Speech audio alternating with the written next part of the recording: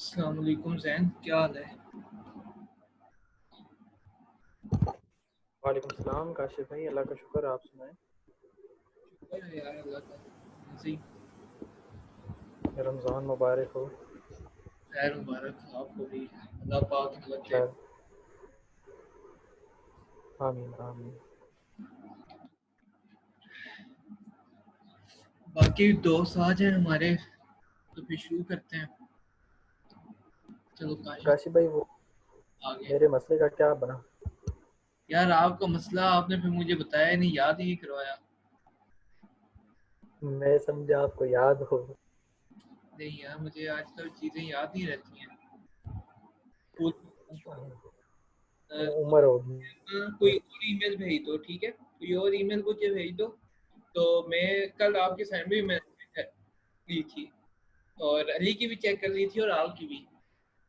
एक काशिफ की रह गई थी, वो ओपन नहीं हो रही थी।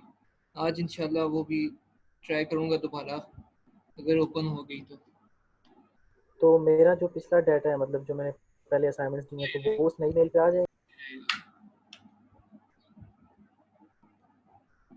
बस एक न्यू ईमेल जो है ना आपने मुझे भेज देना, बाकी जो पिछला आपका सारा डाटा था वो वैसे ही रहेगा। जी काशिफ। काशिफ भाई, वो अली कह रहा था कि उसका पैकेज नहीं है, तो हो सकता है अगर उसको पैकेज मिल गया और बैलेंस तो पैकेज होगा तो ज्वाइन कर लेगा, वरना उसका मुश्किल ही है। चलिए कोई बात नहीं, बाद में यूट्यूब से देखते हैं। बस एक बंदा रह गया अब हमारा, वो भी आ जाए तो। काशिफ भाई, वाम तो सारी गायब ही हो गई है इधर से। डर गया लगता है कि क्लासेस से। यार वाकई सच बताऊं तो डर गए हैं बच्चे।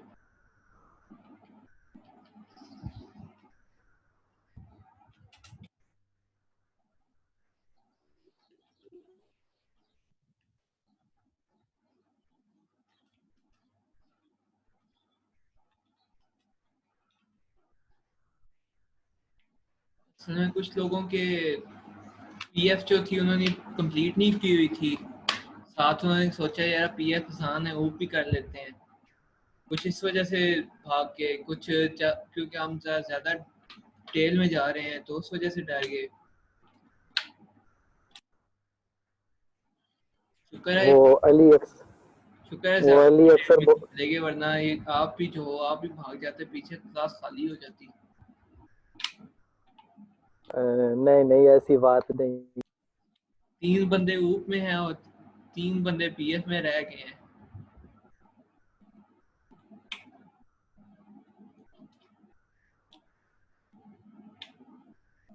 और साहब ने ज्वाइन किया था कि यूनिवर्सिटी वाला शुगल मेला ही होगा इधर भी। इधर आके काम टेक्निकल हुआ है, सारे भाग गए।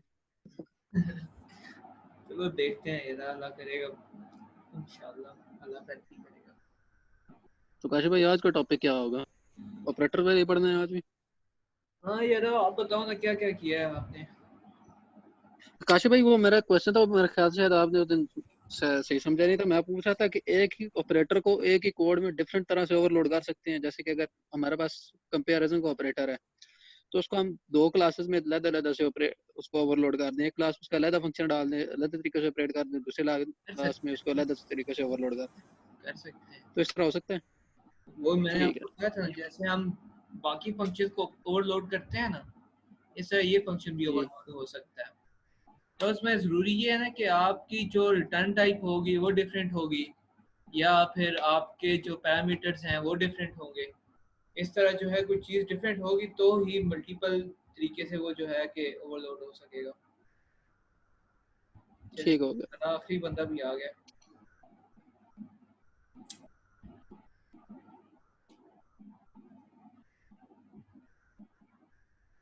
चलिए, चलो अभी और कोई सवाल है तो पूछ लें आप सब, फिर हम आगे चलते हैं फिर। चीज़ है। काशिफ भाई, मेरा सवाल था कि मैंने जो है वो जो सी आउट का जो ऑपरेटर होता है, एक्सट्रैक्शन ऑपरेटर, उसको मैंने ओवरलोड करने की कोशिश की थी, लेकिन वो हो नहीं रहा था। बस आज उसी को ओवरलोड करते हैं, स्ट्रीम एक्सट्रैक्शन और इंजेक्शन ऑपरेटर को ओवरलोड करते हैं आज। ठीक, सही। और तानियाल, आपका कोई सवाल है तो रमजान मुबारक हो आपको भी, और कोई सवाल हो आपका? खैर खैर मुबारक काश भाई फ्रेंड फंक्शन से रिलेटेड एक क्वेश्चन था। हाँ जी, तो तुम करें। काश भाई 2 क्लासेस के दरमियान फ्रेंड फंक्शन डिक्लेयर कर सकते हैं? 2 क्लासेस के दरमियान जी एक क्लास का फंक्शन, एक क्लास का फंक्शन से दूसरी क्लास को कनेक्ट करने का कह रहे हैं आप?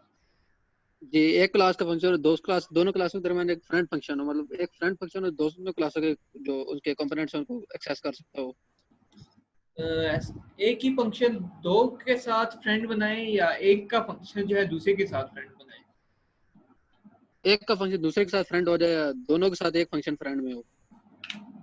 मेरे ख्याल में ऐसा पॉसिबल नहीं है, क्योंकि फ्रेंड फंक्शन जब आप बनाते हो ना, तो उसकी जो आप हेडिंग देते हो, जो उसकी वो क्लास के अंदर देते हो, लेकिन फिर जब आप उसको डिफाइन करते हो तो वो डेफिनेशन जो उसकी होती है वो आउटसाइड द क्लास होती है, ठीक है? तो जब आप ठीक ये डेफिनेशन आउटसाइड द क्लास करते हो तो साथ आप उसकी जो क्लास होती है उसका नाम नहीं लिखते हो, तो वो हमेशा डेफिनेशन आउटसाइड द क्लास होती है। तो अगर आप उसकी डेफिनेशन किसी क्लास के अंदर करोगे तो मेरे ख्याल में नहीं हो सकेगा, क्योंकि क्लास का कोई ताल्लुक ही नहीं होता ना उसके साथ, डेफिनेशन के साथ चीज़ें हैं। ठीक हो गया।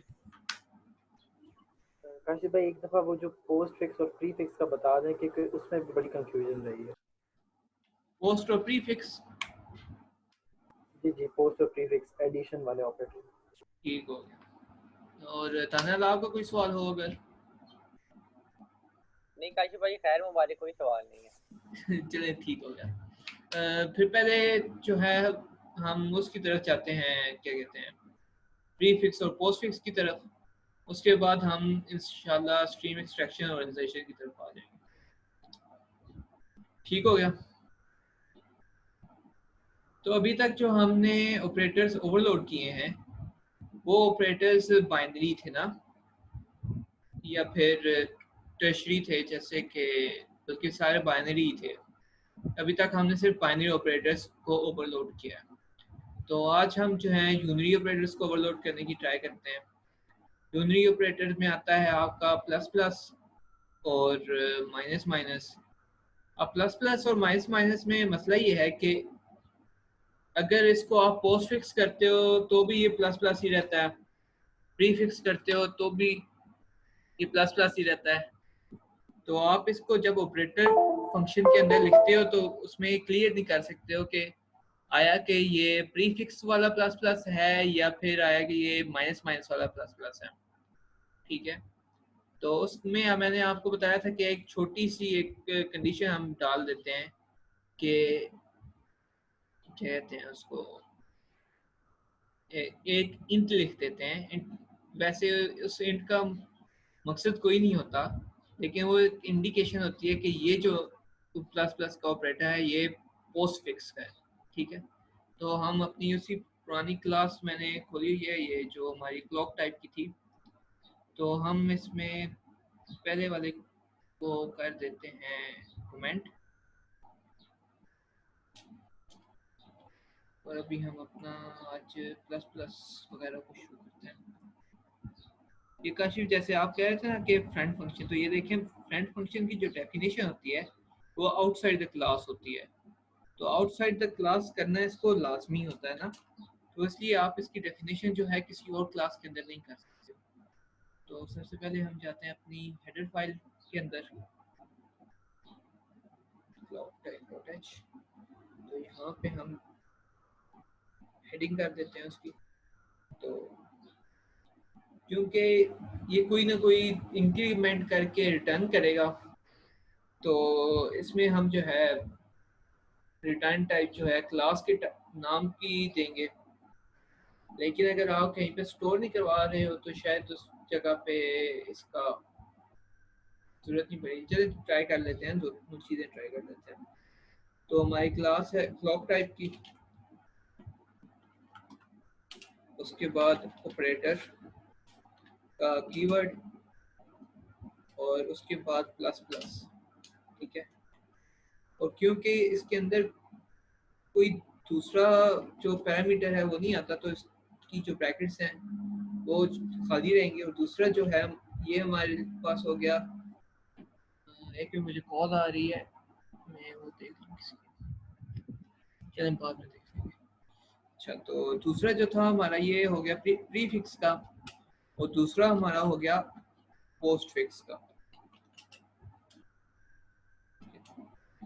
तो इसके अंदर हम एक इंडिकेशन देंगे, सिर्फ उसके अंदर इंट लिख देंगे। ये इंडिकेशन होगी कि भाई ये जो ऑपरेटर है ये प्री फिक्स नहीं है, ये पोस्ट फिक्स है।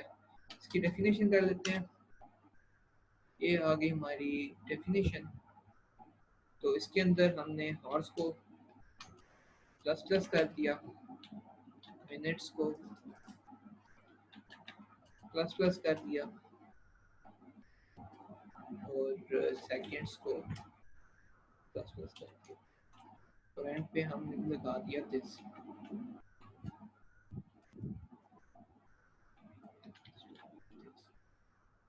ठीक है। और दूसरा जो था हमारा पोस्ट फिक्स था, तो और प्रिंटर का इसकी डेफिनेशन करते हैं। ये क्या, ठीक है ना, डेफिनेशन करो। तो इसके अंदर भी काम वही है। चलें इसके अंदर हम जो है हॉर्स को प्लस 2 कर देते हैं, और बल्कि इसके अंदर हम ये करते हैं कि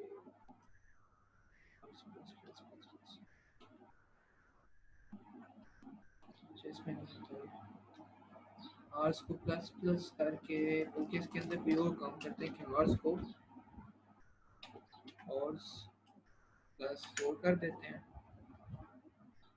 और मिनट्स को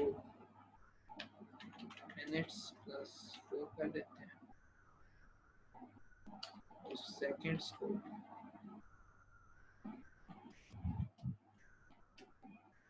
सेकंड्स प्लस 4 कर देते हैं,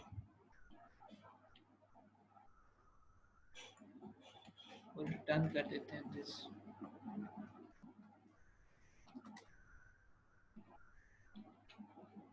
ठीक हो गया। तो अभी हम आ जाते हैं अपनी clock type.cpp में। तो यहाँ पे हम clock 1 को प्रीफिक्स के साथ अपडेट कर देते हैं, और जो हमारी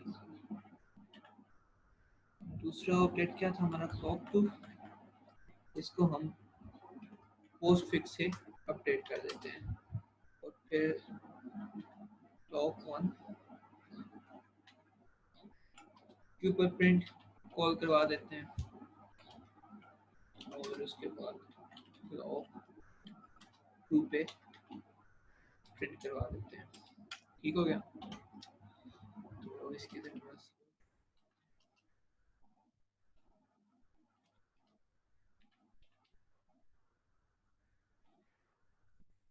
रन करके देखते हैं कि ये काम कर रहा है कि नहीं।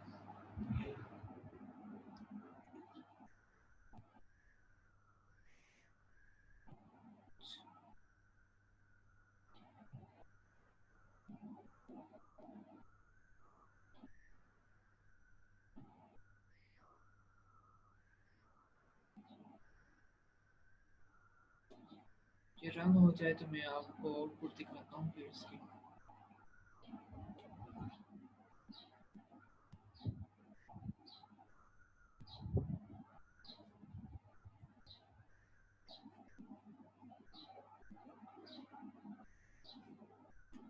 तो ये हमारे पास इसकी आउटपुट आ गई है।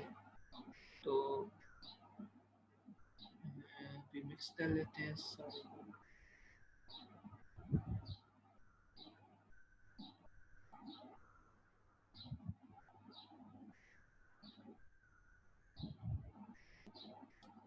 तो स्क्रीन नजर आ रही है आप सबको?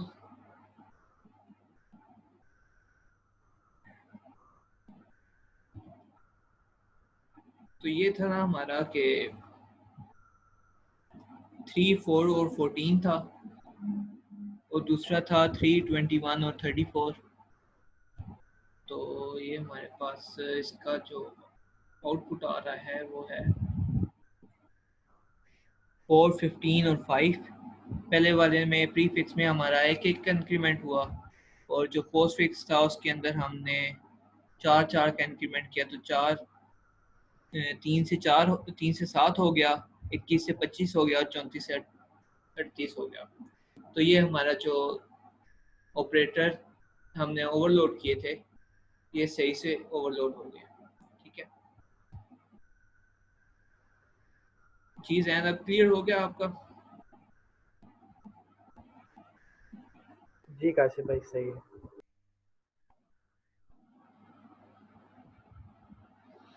सही हो। तो दूसरा जो था हमारे पास ओवरलोडिंग के जो हमने आज करने थे वो थे स्ट्रीम इंसर्शन और स्ट्रीम एक्सट्रैक्शन ऑपरेटर, यानी कि हमारा ये वाला ऑपरेटर और ये वाला ऑपरेटर। ठीक है, तो किसी और ने भी ट्राई किया है इनको ओवरलोड करने का?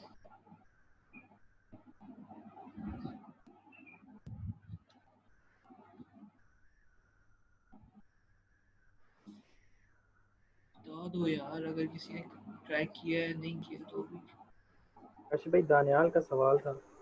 चलें देख लेते हैं सवाल। अच्छा वैसे चले दनियाल पूछ लें आपका सवाल। काशिफ भाई मैं पूछ रहा था कि अगर हम इस तरह ये ओवरलोड ना करते, अगर हम सिर्फ एक इंक्रीमेंट का फंक्शन बना लेते तब भी तो हम ये काम कर सकते थे।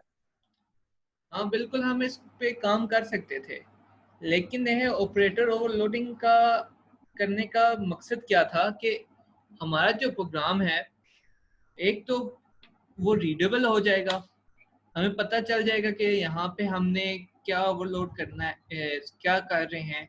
अभी देखें क्लॉक 1 पे हमने प्लस प्लस का ऑपरेटर लगाया ना, तो प्लस प्लस के ऑपरेटर लगाने का मकसद ये हुआ कि भाई यहाँ पे क्लॉक 1 जो है उसमें 1 का इंक्रीमेंट हो रहा है। ठीक है, तो बार बार फंक्शन कॉल करना, आपके फंक्शंस बार बार डिस्प्ले होना इधर, उससे बेहतर है कि आप यहाँ पे सिंपल प्लस प्लस क्लॉक करो।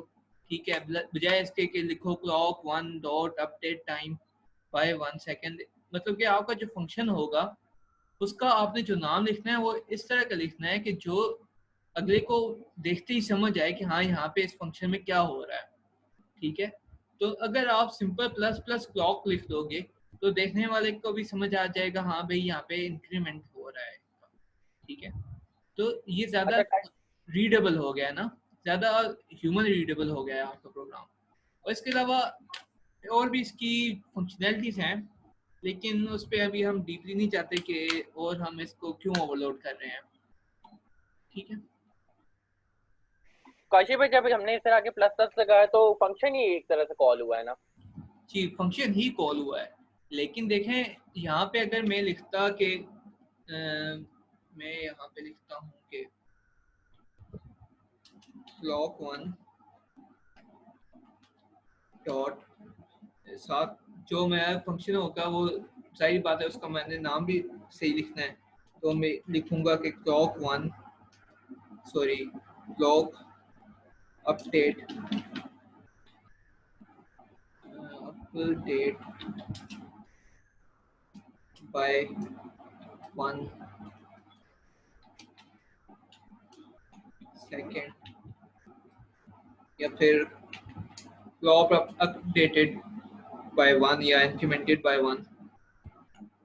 अब ये देखें, ये पूरा पढ़ने में और प्लस प्लस क्लॉक को पढ़ने में ज़्यादा रीडेबल जो चीज़ है वो है प्लस प्लस क्लॉक और क्लॉक टू प्लस प्लस। ठीक है, तो ये ज़्यादा जिसका मकसद अभी तक जो हम देख रहे हैं वो यही है कि आपका जो कोड है वो ज़्यादा ह्यूमन रीडेबल हो जाए। ठीक है, तो मैं ख्याल मैंने बुक अपलोड नहीं की, तो मैं बुक अपलोड करूंगा तो तब आप जो पढ़ोगे तो तब आपको ज़्यादा क्लियर हो जाएगा कि ऑपरेटर ओवरलोडिंग करने से हमें क्या फ़ायदा होता है। ठीक है, ठीक है काशिफ भाई आप यूट्यूब पे अब लेक्चर अपलोड नहीं करते? यार टाइम नहीं मिल रहा, बस मैं इंशाल्लाह आज रात पक्का सारे पिछले जो लेक्चर्स हैं ऊप के पीएफ के वो इंशाल्लाह अपलोड कर दूंगा, और चलें ठीक होगा। एंड्रॉइड के भी शायद मैंने अपलोड नहीं किए हुए, वो भी अपलोड कर दूंगा इंशाल्लाह आज। ठीक है। आज जरा मैं फ्री हूँ तो इंशाल्लाह ये सारे आज अपलोड करेंगे। उसके बाद हम जाते हैं अपने स्ट्रीम इंजर्शन और स्ट्रीम एक्सट्रैक्शन ऑपरेटर पे। तो सबसे पहले इनकी जो हमने क्लॉक टाइप डॉट एच पे हेडिंग देनी है वो कर लेते हैं, इसको बंद कर देते हैं यहाँ पे। तो उसी तरह जिस तरह हम डिफरेंट ऑपरेटर्स को ओवरलोड कर रहे थे उसी तरह हमने इसको भी ओवरलोड करना है। तो ये जो है आई सी इन का जो ऑपरेटर है स्ट्रीम इंसर्शन ऑपरेटर, और सी आउट का जो है स्ट्रीम एक्सट्रैक्शन ऑपरेटर, तो ये ओ स्ट्रीम और आई स्ट्रीम के अंदर है। ठीक है, ओ स्ट्रीम की क्लास के अंदर आउटपुट का सी आउट का जो ऑपरेटर है, और आई स्ट्रीम के अंदर सी इन का ऑपरेटर है कि जिससे हम कोई डेटा जो है रीड कर रहे होते हैं। ठीक है, तो जो रिटर्न टाइप होगी वो सी आउट वाले के लिए ओ स्ट्रीम होगी और सी इन वाले के लिए आई स्ट्रीम होगी। ठीक है, तो सबसे पहले ओ स्ट्रीम को करते हैं। ओ स्ट्रीम, फिर यहाँ से हमने रिटर्न करना है तो बाय रेफरेंस रिटर्न करते हैं। ऊपर भी हमने बाय रेफरेंस ही करना था लेकिन हमने बाय रेफरेंस नहीं किया। तो ये हो गया ऑपरेटर, और हमारा इसके बाद आ गया ऑपरेटर, और उसके बाद हमारी जो वो है एक्सट्रैक्शन ऑपरेटर और इंसर्शन ऑपरेटर। उसके बाद जो इसके ऊपर काम कर रही होगी कि जो इसका क्या कहते हैं इसको यार, जो चीज़ ये आउटपुट करवा रहा होगा, ठीक है, कोई स्ट्रिंग या कोई ऑब्जेक्ट ये जो है आउटपुट करवा रहा होगा, तो उससे पहले हम लिखेंगे ओ स्ट्रीम, क्योंकि स्ट्रीम आ रही होगी नीचे से। और उसके बाद जो है हमारा, अच्छा इसके अंदर लाजमी नहीं है कि आप वेरिएबल को कोई नाम दो या कुछ, लेकिन हम इसको कह देते हैं अपनी ओ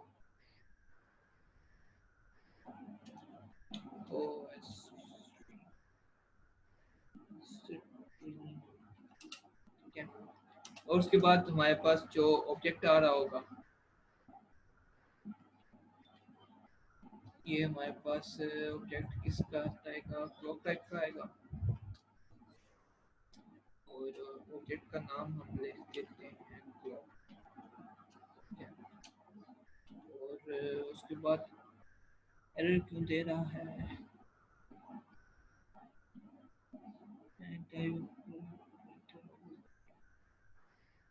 definition for not found too many parameters this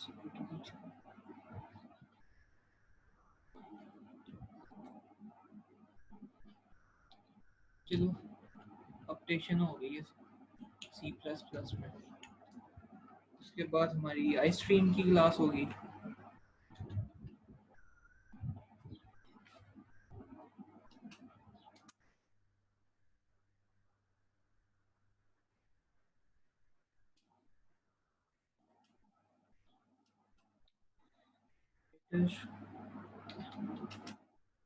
उसके बाद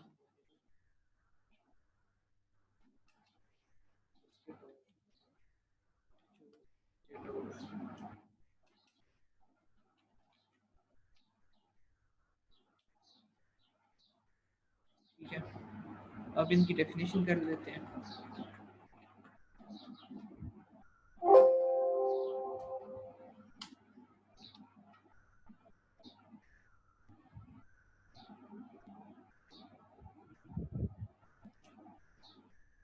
तो इसे अभी हमें दोबारा हम उसी पे आते हैं ना, उसी बात पे आते हैं कि ये जो ऑपरेटर ओवरलोड कर रहे हैं हम, ये आखिर कर क्यों रहे हैं।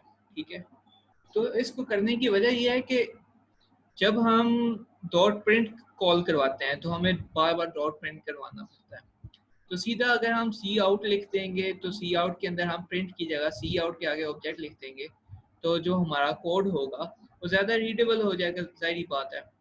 ठीक है, तो इस तरह हम अपने प्रोग्राम को ज़्यादा ह्यूमन रीडेबल, ज़्यादा अंडरस्टैंडेबल बना सकते हैं कि भाई ये जो काम हो रहा है ये यहाँ पे क्या काम हो रहा है। हो सकता है कि कोई बंदा हो उसको ऑपरेटर ओवरलोडिंग का ना पता हो, लेकिन उसको सी आउट का पता हो, उसे क्लासेस का ना पता हो।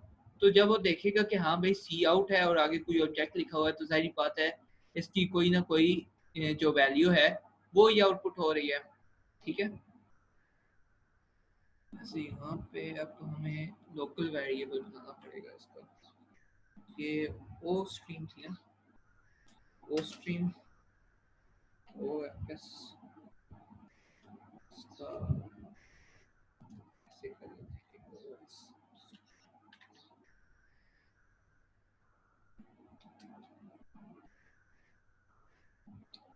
क्या एरर दे रही है?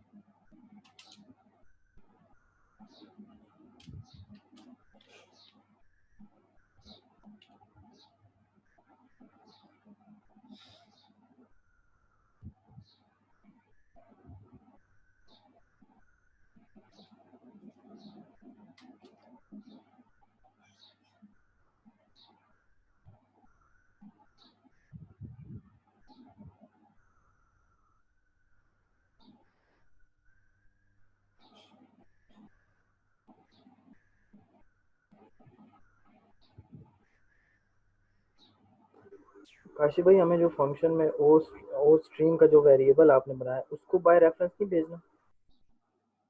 जो ओ स्ट्रीम का वेरिएबल बनाया है, जी, वेरिएबल जो बनाया। वेरिएबल ये वाला, जी जी, ये ओ स्ट्रीम वाला। ये बाय रेफरेंस ही है। ठीक है, ठीक। चलो यार, आज हम ज़रा इंटरनेट की मदद लेते हैं, इंटरनेट की तरफ जाते हैं, चेक करते हैं कि क्या मसला आ रहा है। क्योंकि काशिफ भाई ये फंक्शन के, काशिफ भाई जहाँ पे ये फंक्शन आप लिख रहे हैं यहाँ पे इसके 2 रेफरेंस दे रहे हैं, तो आप एक रेफरेंस नहीं आएगा इसमें? ये जो है पैरामीटर का रेफरेंस है, ये जो है ये जो स्ट्रीम हम रिटर्न करेंगे ये वाला उसके लिए है। खत्म कर चेक कर लें, शायद ठीक हो जाए।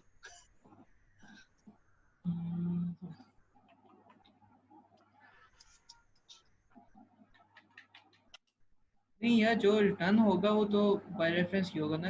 अगर बाय रेफरेंस नहीं करेंगे तो यहाँ पे कॉपी कंस्ट्रक्टर, अच्छा आप लोगों को कॉपी कंस्ट्रक्टर भी नहीं पढ़ाया ना। चलें इंटरनेट की तरफ चलते हैं।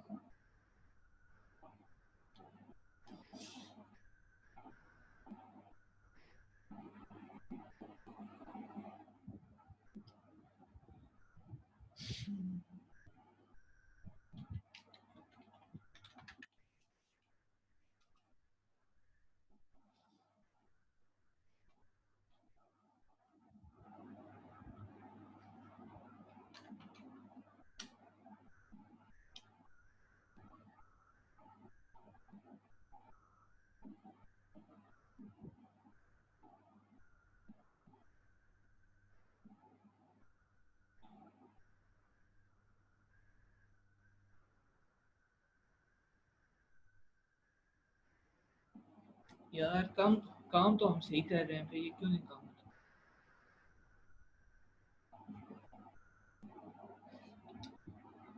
Post stream by reference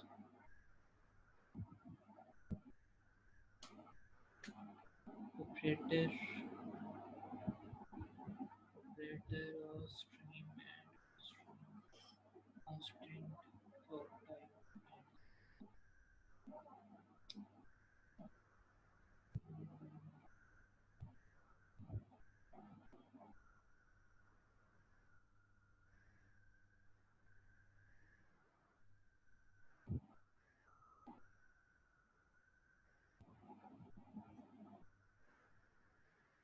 friend बना के ट्राई करते हैं इसको।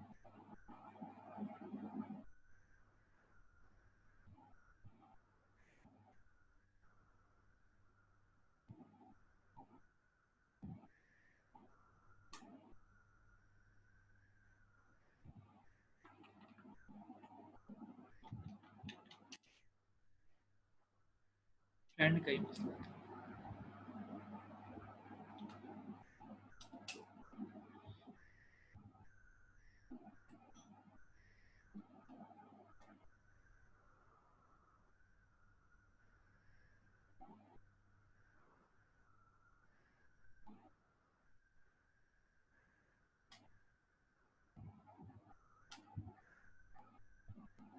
तो अभी हमारा जो इधर से ऑब्जेक्ट आ रहा था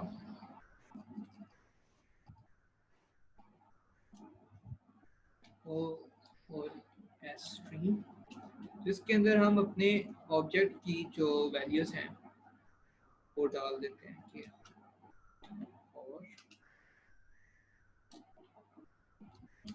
इसके अंदर और आ गया मिनट्स, इसके अंदर मिनट्स आ गए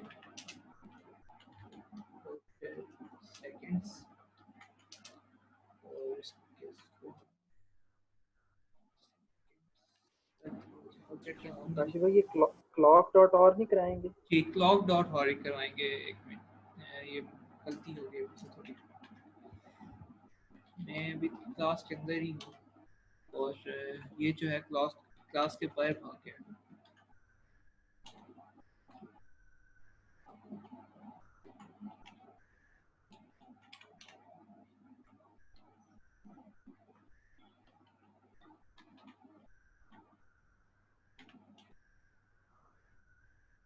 ठीक हो गया और यहाँ से टर्न करवा देंगे हम।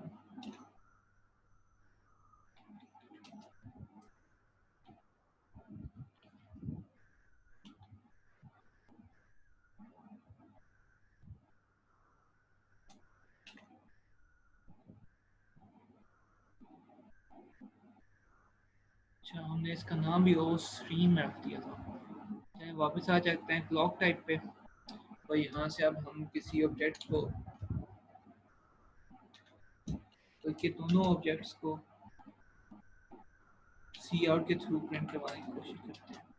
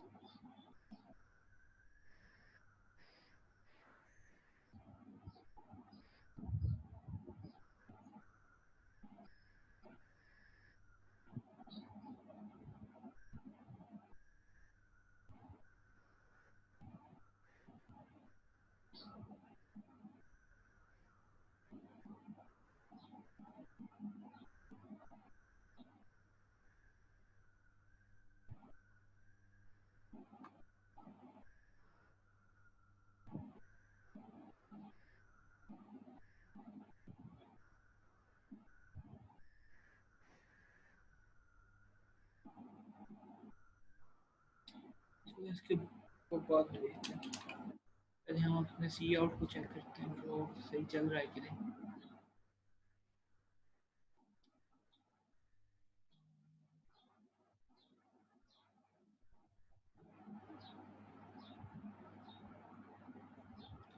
तो ये जो हमारा सी आउट था ये सही काम कर गया। अब देखने की चीज़ ये है कि हमने जो सी आउट के ऑपरेटर्स को ओवरलोड किया है तो सी आउट के ऑपरेटर्स को ओवरलोड करने के बाद यहाँ पे हमने clock.cpp में जहाँ पे सी आउट को कॉल किया है क्लॉक्स को डिस्प्ले करवाने के लिए, वहाँ पे हमारे पास साथ हमने एंड भी लिखा है, लेकिन एंड जो है वो जो हमने ओवरलोड किया है इसका एंड पे कोई जो है असर नहीं पड़ा, क्योंकि यहाँ पे हमारे जो ऑब्जेक्ट जा रहा था वो सिर्फ क्लॉक टाइप को मैच कर रहा था। इसी तरह अगर हम जैसे आप कह रहे थे कि हम एक ही ऑपरेटर को मल्टीपल तरीके से ओवरलोड अगर करना चाहें, तो उसी तरह अगर आप यहाँ पे क्लॉक टाइप की जगह कोई और क्लास है, स्टूडेंट की क्लास है या कोई और किस्म की कोई आपका प्लेयर है गेम का उसकी क्लास है, आप उसकी जो है पावर को माइनस कर रहे हो या इस तरह का कुछ काम कर रहे हो, तो उस पे जब सी आउट कॉल करवाओगे तो वो अलग फंक्शन कॉल होगा। अगर आप क्लॉक टाइप पे कॉल करवाओगे तो ये फंक्शन कॉल होगा। तो इस तरह आप जो है कि मल्टीपल तरीके से एक ही ऑपरेटर को अपने प्रोग्राम के अंदर ओवरलोड कर सकते हो। अब देखते हैं कि हमारा जो जो प्लस प्लस का ऑपरेटर था ये क्या मसला कर रहा है।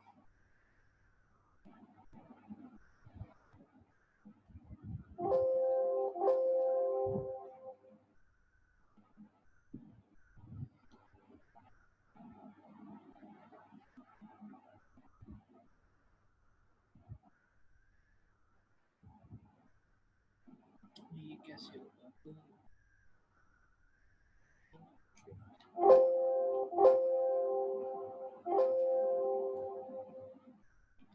चलो ये रहा, इसको दूसरी तरह ही कर देते हैं फिर।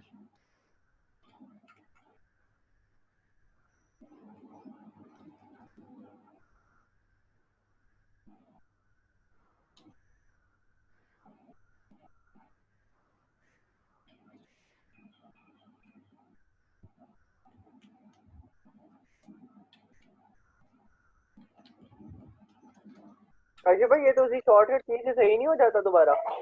यार मैं आज दूसरा कीबोर्ड यूज कर रहा हूँ ना, जो सिंपल कीबोर्ड होता है, तो ये उससे नहीं काम कर रहा, पता नहीं क्या मसला हो गया।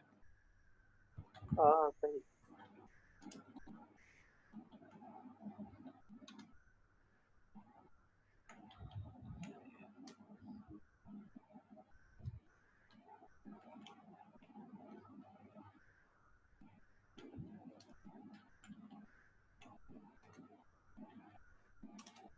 अच्छा, तो ये मसला क्या दे रहा है कि +2 overload, no instance of overloaded function matches the specified type.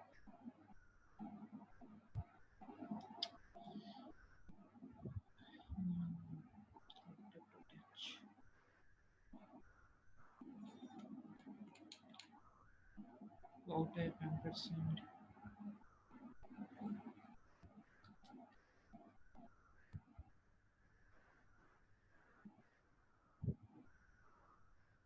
Kashif भाई ये फंक्शन हमने लिखा बाय रेफरेंस है, लेकिन एक कॉल हमने बाय रेफरेंस नहीं किया हुआ। सही हो गया।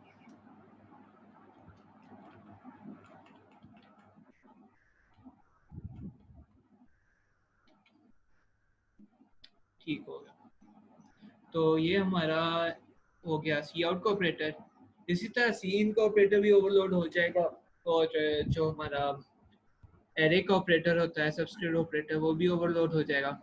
तो ये जो दो ऑपरेटर बच के हैं ये आपने खुद ओवरलोड करने हैं। एक जो हमारा सीन का ऑपरेटर है और दूसरा ऑपरेटर कौन सा था, वो अरे का ऑपरेटर जो है ये वाला सबस्क्रिप्ट ऑपरेटर, ये वाला। ठीक है, इसको ओवरलोड करके आपने एरे का बाउंड चेक करना है कि जब एरे फंक्शन लूप के अंदर चल रही होगी तो अगर वो आउट ऑफ बाउंड हो जाती है तो आपका प्रोग्राम जो है क्रैश करने के बजाय एक क्या कहते हैं मैसेज शो करवा दे और आउट ऑफ द लूप चला जाए। ठीक है, तो ये आपने चेक करते रहना साथ साथ। अच्छा, और कोई सवाल हो? काशिफ भाई मैंने पूछना था कि ये जो भी हमने सी आउट का वो किया है ओवरलोड, तो इसमें हमें कोई पैरामीटर भेजने की जरूरत क्यों पड़ी है? हमने तो जब डायरेक्ट एक तरह से उसके ऑब्जेक्ट के थ्रू कॉल कर रहे थे, तो वो उसके तो वैसे ही वो एक्सेस कर सकता है, फिर हमने क्यों भेजा पैरामीटर्स के थ्रू?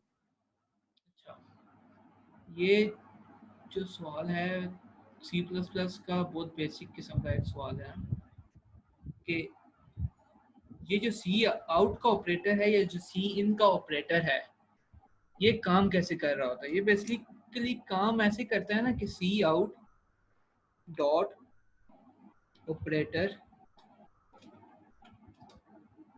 और